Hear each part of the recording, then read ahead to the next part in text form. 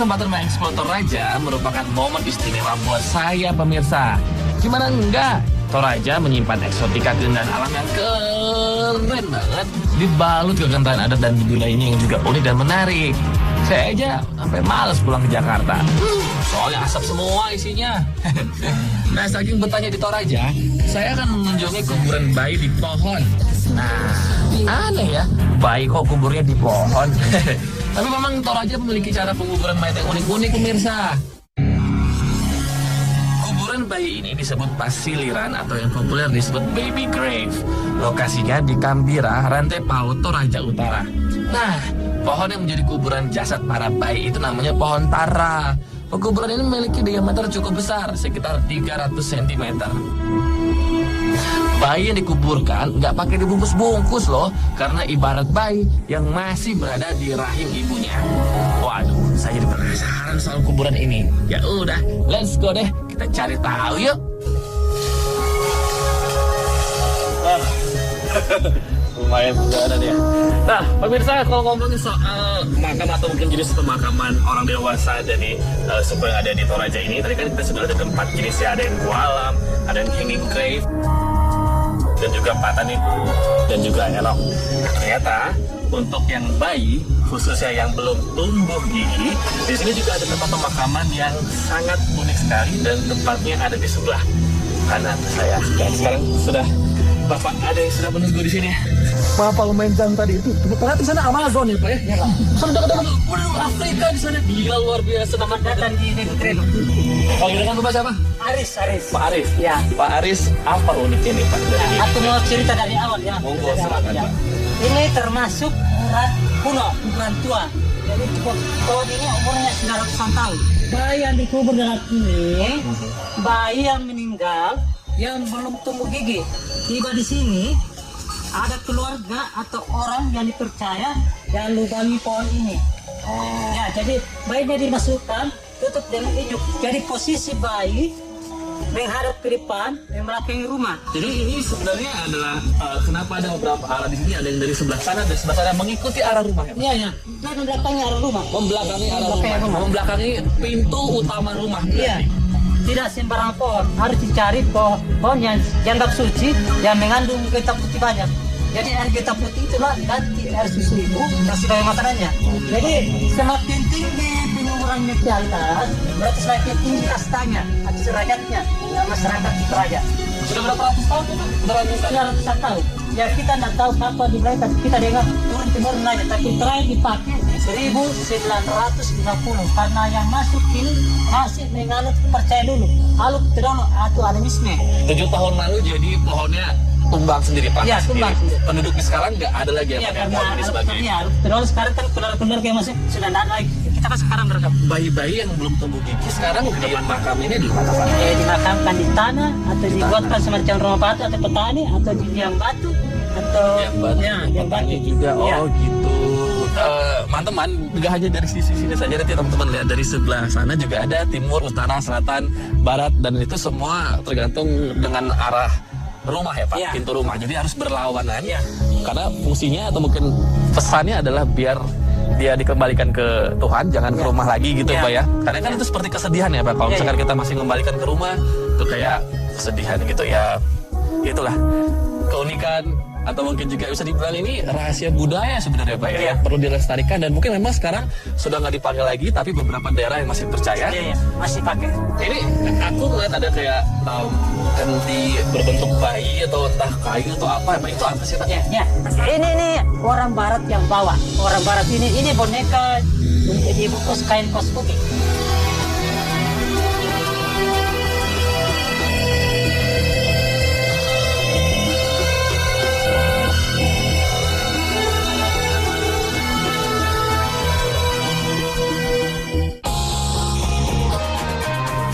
Puas tahu soal adat budaya orang Toraja, saya mau ke desa Ketekesu, Kabupaten Toraja Utara untuk cari tahu soal tahu-tahu.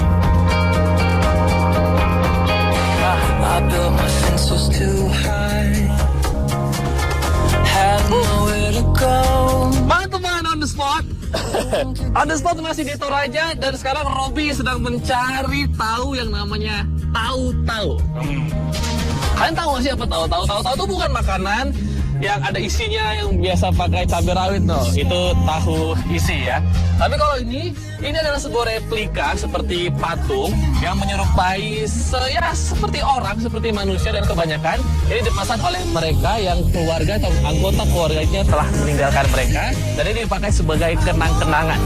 Tapi katanya sih nggak sembarang orang bisa memesan tahu-tahu. Nah, maka dari itu on the spot pengen cari tahu di sini, tahu-tahu yang kira-kira tahu tentang tahu-tahu. Saya juga bingung, tahu. Kita cari yuk, ada pembuatnya nggak di sini kira-kira? Let's go.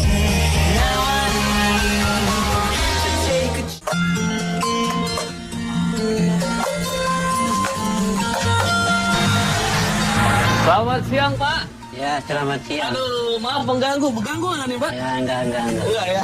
Bisa sebentar kita boleh, Pak ya. Saya Robi dengan Bapak Pak Simon. Pak Simon boleh madep sini sebentar, Pak Simon. Kita ngobrol sebentar, Pak Simon. Pak Simon, ini jadi yang namanya tahu-tahu. Iya, tahu. Saya kira tadi itu asisten Bapak, Pak Simon. Bukan ya, Pak ya? Saya kira itu asisten Bapak. Itu ternyata ini adalah hasil karya Bapak. Iya. Yang kelima kalinya itu. Kelima kalinya. Iya. Saya dengarnya nih, Pak, kabarnya nih, gosipnya nih. Iya. Satunya itu sampai 10 jutaan ya, Pak? Iya. Ih, sebanyak duit dong, Pak. Bapak ya, Pak.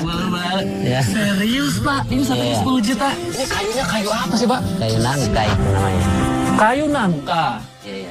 Oh, kayunya kayu nangka.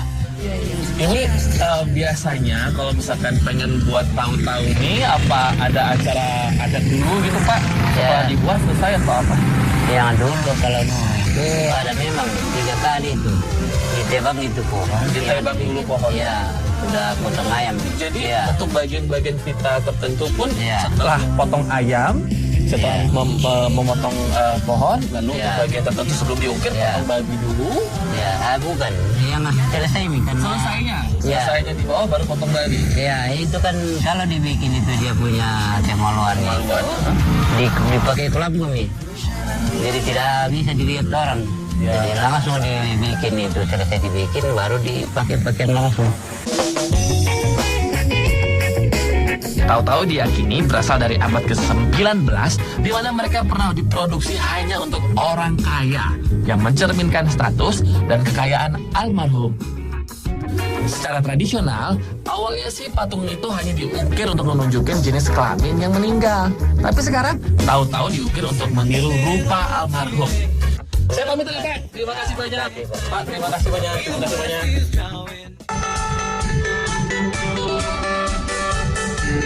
Nah, gimana tahu-tahu ada di pemakaman orang Toraja? Sekarang saya mau mengajak Anda ke kuburan Lemo yang terletak di Desa Pengdan, Kabupaten Tanah Toraja. Karena ini benar-benar keren. Karena ini benar-benar keren, saya benar-benar kagum banget pemirsa dengan kebudayaan yang ada di Toraja.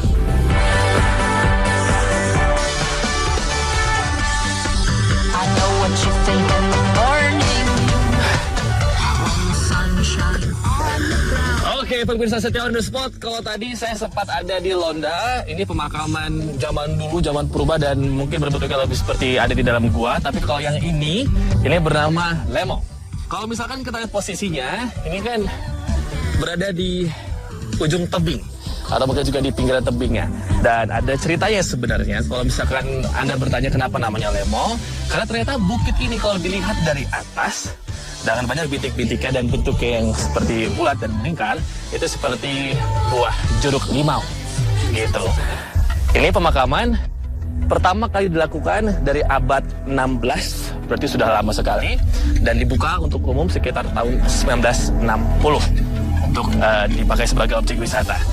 Nah, kalau misalkan tadi kita kan sudah lihat tuh yang namanya tahu-tahu yang di atas yang berwarna merah, kuning, itu adalah mereka yang memang notabene-nya adalah dari keluarga bangsawan, dan ketika mereka meninggal dibuat tahu-tahunya.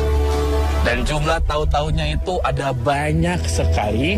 Jadi kalau misalkan ini, tadi kan si Bapak juga sempat cerita ya, Pak Simon, kalau buat tahu-tahu itu banyak banget adat yang harus dilakukan. Untuk buat satu tahu-tahu, itu sekitar mengorbankan 24 ekor kerbau. Dan ini sebenarnya ada filosofinya. Kenapa dibuat di ujung atau mungkin juga di pinggiran tebing?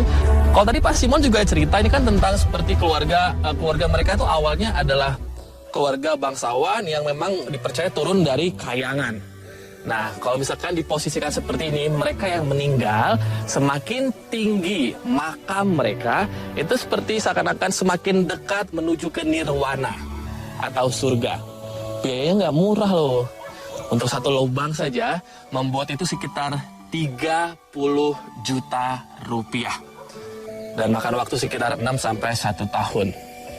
Ada berapa lubang kira-kira? Bisa nebak nggak? Coba kalau misalkan Anda hitung dari sini pemirsa. Di situ ada berapa? 1, 2, 3, 4, 5, 6, 7, 8. Kelihatannya dikit ya. Ternyata ada 75 lubang. Dan satu lubangnya itu bisa memakamkan sekitar 1 keluarga besar.